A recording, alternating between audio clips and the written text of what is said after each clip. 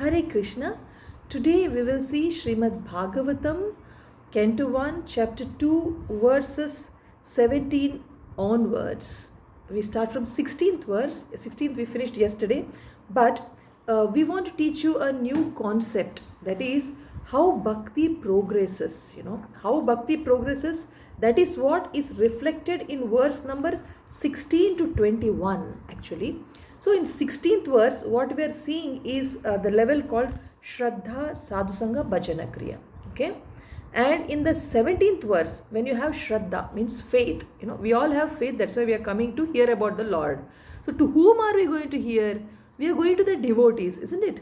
So now I am coming to Srimad Bhagavatam. And in Srimad Bhagavatam, we are meeting devotees like Vyasadev, Shukadev Goswami, Suta Goswami, and many other devotees.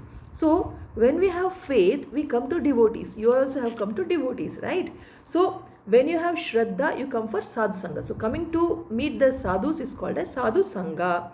Then what are they saying in Bhagavatam? The Bhagavatam is saying what the devotees are saying. Devotees are saying what Bhagavatam is saying. What are they saying? They are saying chant and you hear about the Lord.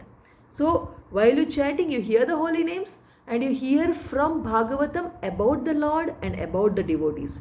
So when you have Shraddha, you come to sadhu sangha, and when you come to sadhu sangha, they tell you to do bhajana kriya. So these three things were taught in yesterday's verse, 16th verse, where it was told, when you serve the devotees, you get their qualities and you get eagerness to hear. So that is to start bhajana kriya. Okay. Then the next verse, 17th verse, talks about when you do bhajana kriya, what happens next. Fourth stage is Anartha nivritti. Okay, Anartha nivritti. What happens there? Actually, Lord only personally enters into the hearts of the devotees and he cleans up all the material desires in the heart of the devotees so that he will have only spiritual desires. Material desires, he'll do the duties, but he will not be frustrated if he does not get great results.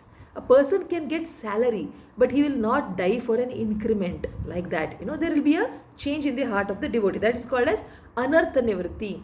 When it is almost gone, Anartha nivritti, in the 18th verse, it speaks about nishtha.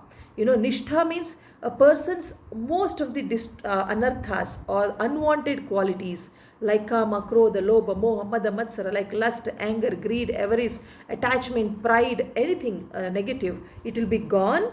Most of it will be gone, and then the devotional service will be established in the heart as an unchangeable, irreversible action. It's called irrevocable fact. Like that, Prabhupada is using that word, means irreversible.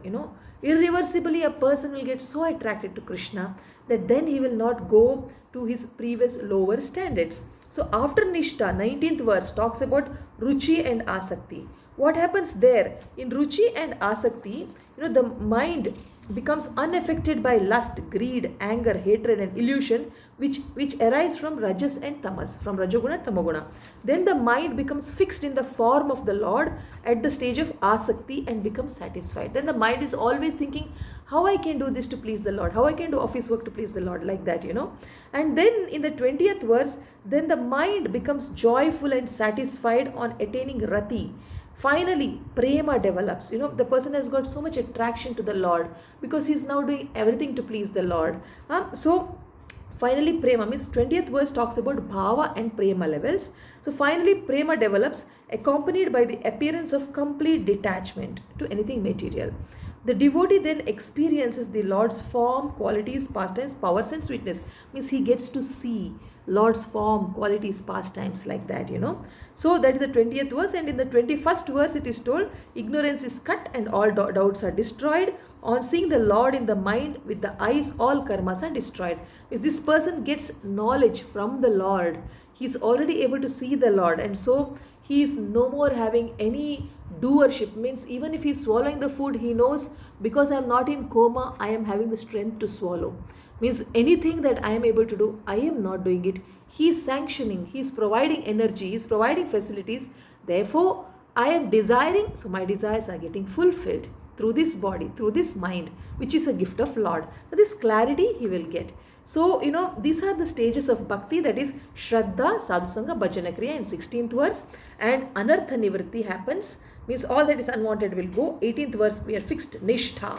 Then we don't get sentimental and fight and cry in relationships, because we are quite peaceful, because we are now attached to doing devotional service. We are now thinking only about the Lord and doing all duties for the Lord. And then in the 19th verse, Ruchi and Asakti, that time we are more attracted to the Lord. In the 19th verse, like the Lord's form is in our mind, Lord's form is getting fixed, and we are satisfied. And then in the 20th verse, we have Bhava and Prema. We'll get to know in what way we can really serve the Lord, what pleases the Lord. So these are different stages of Bhakti progressing. Hare Krishna.